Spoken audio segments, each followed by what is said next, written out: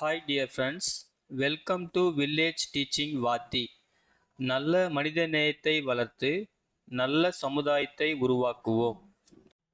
Hi friends, border security force வந்து பார்த்தீங்கன்னா sports கோட்டாவில் வந்து வேலைவாய்ப்பு வந்து அறிவிச்சிருக்காங்க. அதை பற்றின முக்கியமான விவரங்களை பார்க்கலாம். சரிங்களா? Indian citizens male and female யார் வேணாலும் அப்ளை பண்ணலாம். யாராருக்கெல்லாம் வந்து ஸ்போர்ட்ஸ் கோட்டாவில் எலிஜிபிலிட்டி இருக்கோ அவங்க மட்டும். சரிங்களா?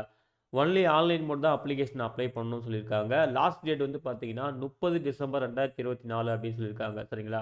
1 டிசம்பர்லேயே அப்ளிகேஷன் ஓப்பன் ஆயிடுச்சு. லாஸ்ட் டேட் வந்து 30 டிசம்பர் 2024. ஓகேங்களா?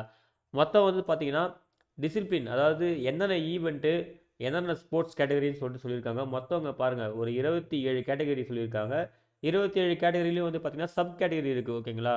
ஸோ இந்த 27 கேட்டகரிக்கும் வந்து பார்த்தீங்கன்னா 275 வேகன்சி சொல்லியிருக்காங்க. சரிங்களா? ஸோ கரெக்டாக செக் பண்ணிக்கோங்க.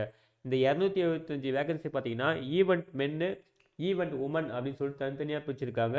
ஈவெண்ட் மென்னுக்கு வந்து பார்த்தீங்கன்னா 127 வேகன்சி, ஈவெண்ட் உமனுக்கு வந்து பார்த்தீங்கன்னா 148, அதாவது மேலுக்கு வந்து 127 வேகன்சி, ஃபீமேலுக்கு வந்து 148 வேகன்சி, அதாவது தனித்தனியாக சொல்லியிருக்காங்க. சரிங்களா?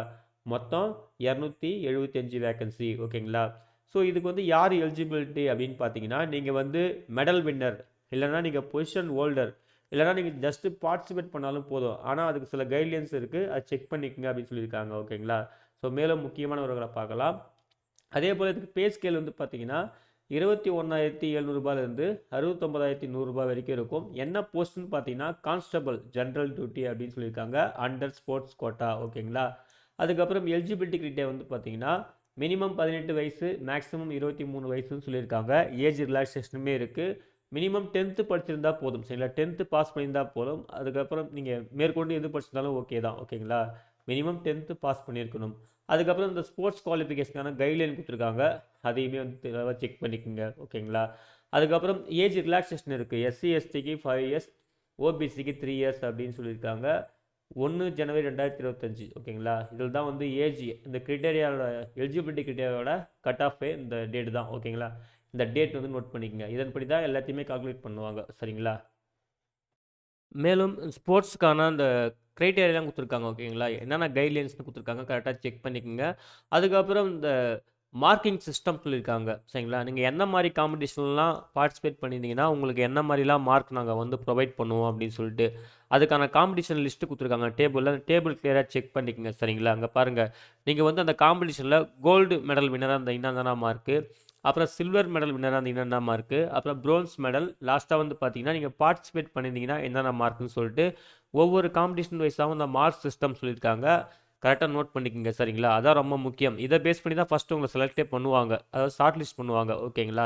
அதுக்கப்புறம் ஃபஸ்ட்டு ப்ரிஃபரன்ஸ், செகண்ட் ப்ரிஃபரன்ஸ். சரிங்களா? முதலில் யாருக்கு முன்னுரிமை, அப்புறம் இரண்டாவதாக யாருக்கு முன்னுரிமைன்னு சொல்லிட்டு டேபிளில் வந்து கிளியராக சொல்லியிருக்காங்க. அதையுமே பார்த்துக்குங்க. ஃபிசிக்கல் ஸ்டாண்டர்ட் கொடுத்துருக்காங்க. ஓகேங்களா? ஃபிசிக்கல் ஸ்டாண்டர்ட், அதுக்கப்புறம் வந்து பார்த்தீங்கன்னா மெடிக்கல் ஸ்டாண்டர்ட் கொடுத்துருக்காங்க. அதையுமே செக் பண்ணிக்கோங்க. சரிங்களா? அப்ளை பண்ணுறது வந்து பார்த்தீங்கன்னா கம்ப்ளீட்டாக ஆன்லைன் மோடு தான். சரிங்களா? அஃபிஷியல் வெப்சைட் வந்து அவங்க கொடுத்துருக்காங்க. இந்த லிங்க் வந்து நான் நம்ம வீடியோ டிஸ்கிரிப்ஷனில் தரேன், நீங்களும் செக் பண்ணி யூஸ் பண்ணிக்கோங்க. ஓகேங்களா? அதுக்கு பிறகு அப்ளிகேஷன் ஃபீஸ் வந்து இருக்குது. அதாவது ஜென்ரல், ஓபிசி, இடபிள்யூஎஸ் கேட்டகரிக்கு வந்து பார்த்தீங்கன்னா ரூ. 147 வந்து அப்ளிகேஷன் ஃபீஸு. ஃபீமேல் கேண்டிடேட்டு, அப்புறம் எஸ்சி எஸ்டி கேட்டகரி வந்து பார்த்தீங்கன்னா ஃபீஸ் எதுவும் பே பண்ண தேவையில்ல அப்படின்னு சொல்லியிருக்காங்க. ஃபீஸ் வந்து ஒன்ஸ் பே பண்ணிட்டா அவ்வளோதான், நாட் ரீஃபண்ட் அப்படின்னு சொல்லியிருக்காங்க. ஓகேங்களா? அதே போல் ரெக்ரூட்மெண்ட் ப்ராசஸ் அப்போது எந்த விதமான டிஏ, டிஏ அந்த அலௌன்ஸ்லாம் நாங்கள் வந்து தரமாட்டோம் அப்படின்னு சொல்லியிருக்காங்க. நீங்களே தான் ஓன் அரேஞ்ச்மெண்ட் பண்ணிக்கணும் அப்படின்னு சொல்லியிருக்காங்க. ஓகேங்களா? செலெக்ஷன் ப்ராசஸ் பார்த்தீங்கன்னா ஃபஸ்ட்டு வந்து டாக்குமெண்ட் வெரிஃபிகேஷன் இருக்கும், அதுக்கப்புறம் ஃபிசிக்கல் ஸ்டாண்டர்ட் டெஸ்ட் இருக்கும், அதுக்கப்புறம் மெடிக்கல் எக்ஸாம் இருக்கும் அப்படின்னு சொல்லியிருக்காங்க. ஓகேங்களா? ஸோ அதுக்கான டீட்டெயில்டு கைட்லைன் கொடுத்துருக்காங்க. அந்த கைட்லைன்லாம் கரெக்டாக செக் பண்ணிக்கோங்க. ஓகேங்களா? இந்த பாருங்க, ஃபஸ்ட்டு வந்து டாக்குமெண்ட்டுக்கான அந்த வெரிஃபிகேஷனுக்கான கைட்லைன்ஸ் சொல்லியிருக்காங்க, அதையுமே தெளிவாக செக் பண்ணிக்கோங்க.